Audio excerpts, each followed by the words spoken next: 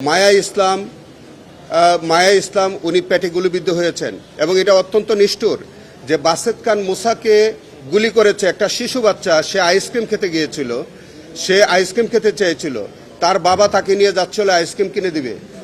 তার মা অর্থাৎ শিশুটির দাদি পিছনে পিছনে যাচ্ছিল যে বাবা আইসক্রিম কিনে দেওয়ার পরে যাতে শিশু বাচ্চাটিকে আবার দাদি ফেরত নিয়ে আসে বাসায়। ঠিক এই পর্যায়ে পুলিশ নির্বিচারে গুলি করে শিশু মুসাকে মাথায় এক পাশ দিয়ে গুলি করে গুলিটা অন্য পাশ দিয়ে বের হয়ে যায়। সেই গুলিটা আবার দাদির পেটে লেগে দাদি মৃত্যুবরণ করে পরবর্তীতে। এবং আরেকটি জিনিস দেখা গেল যে নাদিম মিজান তিনি মসজিদ থেকে বের হয়ে তার সতীর্থদের সাথে তিনি বাসায় ফিরছিলেন। সেখানে তার অজু করা অবস্থায় নামাজ পড়ে মাত্র ফেরার পথে তাকে নির্বিচারে গুলি করে হত্যা করা হয়, তিনি স্পট ডেড হন। আরেকজন যিনি মায়া ইসলাম তিনি কিন্তু ওই গুলিবিদ্ধ হওয়ার পরে পরবর্তীতে তিনি হাসপাতালে মৃত্যুবরণ করেন। আমির হোসেন উনি আত্মরক্ষার্থে কার্নিশে ঝুলে নিজেকে আত্মগোপন করে রেখেছিলেন।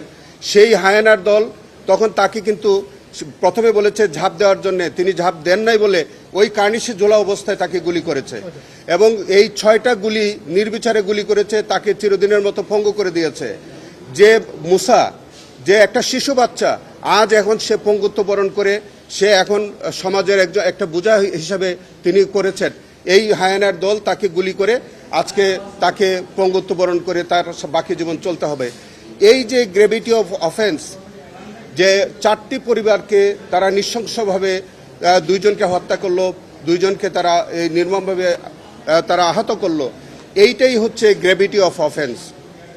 এই নিষ্ঠুরতা, এই বর্বরতার কারণেই আজকে ট্রাইব্যুনাল 3জনকে সর্বোচ্চ শাস্তি দিয়েছে, 1জনকে যাবজ্জীবন শাস্তি দিয়েছে, 1জনকে 20 বছরের শাস্তি দিয়েছে। আমরা মনে করি যে অত্যন্ত সুচিন্তিতভাবে এই রায়টি দেওয়া হয়েছে এবং প্রত্যেকের বিরুদ্ধে যে রায় হয়েছে এটি আইন অনুযায়ী যথার্থ হয়েছে। যে কয়জন আসামি পলাতক আছে তাদের প্রত্যেকের ওয়ারেন্ট আমরা সরকারের কাছে পাঠিয়েছি এবং ইতিমধ্যে 1জন আসামি গ্রেফতার হয়েছেন।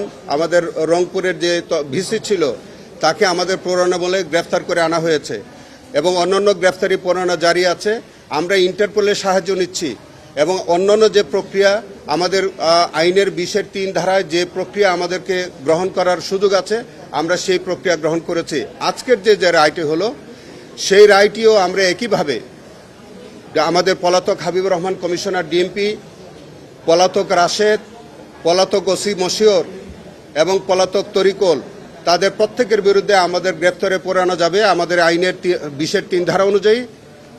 আমরা এই রায়ের কপি আমাদের স্বরাষ্ট্র মন্ত্রণালয়ে আমরা পাঠাবো এবং সেটা যদি তারা বিদেশের পলাতক থাকে, আমরা যদি এই তথ্য প্রমাণ পাই তাহলে তার পরিপ্রেক্ষিতে ইন্টারপোলের সাহায্য আমরা নিব এবং তাদেরকে যে কোনো মূল্যে গ্রেফতার করে আমাদের এই সাজা ভোগ করার জন্য প্রয়োজনীয় পদক্ষেপ নেওয়া হবে।